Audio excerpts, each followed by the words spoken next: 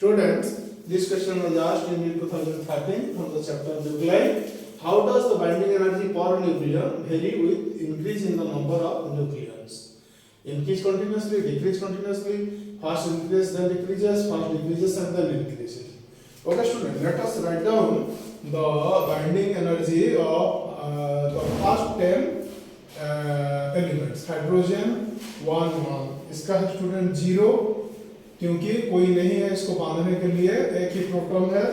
H12 का है 1.1, H hydrogen का जो ड्यूटेरियम का है 1.1, ट्रिटियम का जो है H13 का वो है 2.8, हीलियम का है 7.0, हीलियम के बाद आता है लिथियम का है 5.6, बेरिलियम का है 8.7, बोरॉन का है 8.0, कार्बन का है 7.7,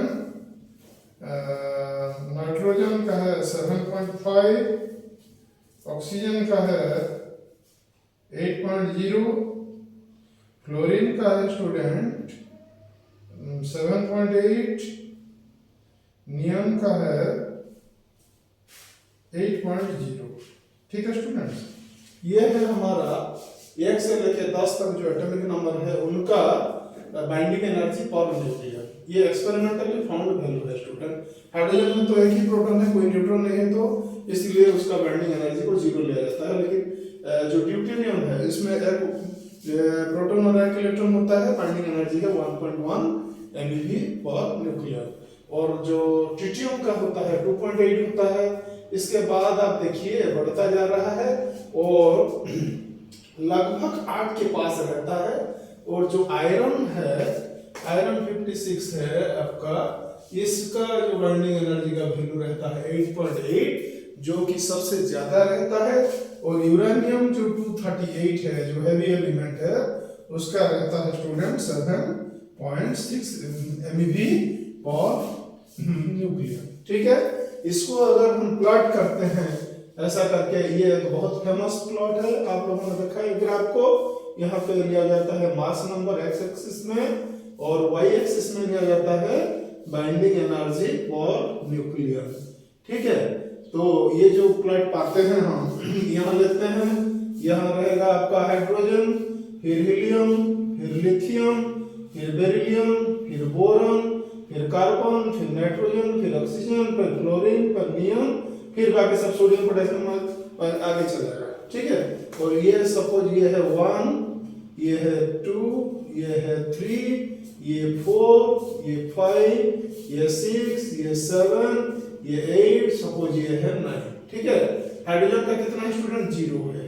हीलियम का कितना है? देखिए हीलियम का है इधर 7.0, डायरेक्टली जाके यहाँ पहुंचेगा 7.0 में, ये ग्राफ जाके पहुंच जाएगा इधर। ठीक है, आपका ये हाइड्रोजन से लेके यहाँ चला जाएगा। ओके, फिर आपका जो हाइड्रोजन से हीलियम तक 7.0 तक ये उड़ जाएगा। और लिथियम का कितना है? 5.6, यहाँ 5.6 यहाँ फल कर जाएगा। फिर बेरिलियम का है 8.7, यहाँ उड़ जाएगा। फिर आपका बोरॉन है 8.0, यहाँ फल कर जाता है। फिर 7.7 और थोड़ा फल कर जाता है, 7.5 और थोड़ा फल कर जाता है, 8.0 फिर बढ़ जाता है 8। और फिर आपका जो फ्लोरीन है 7.8, यहाँ से थोड़ा सा घट जाता है। और नियन का है 8.0, फिर बढ़ जाता है। इसके बाद स्टूडेंट क्या होता है आप लोगों को पता है, ऐसा करके ये कर जाता है।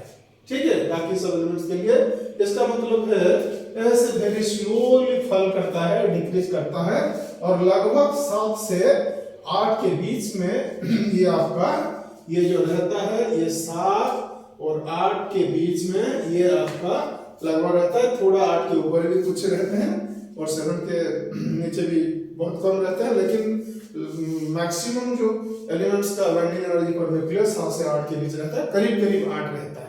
तो इसीलिए एवरेज जो बाइंडिंग एनर्जी पर न्यूक्लियन वो 8 लिया जाता है।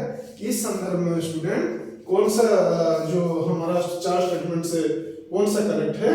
ये फास्ट इंक्रीज कर रहा है आप देखिए, और उसके बाद फल कर रहा है, डिक्रीज कर रहा है। तो फास्ट इंक्रीजेस देन डिक्रीजेस, जो ऑप्शन नंबर 3 है ये सही है स्टूडेंट इस क्वेश्चन के लिए। Thank you students for watching this video.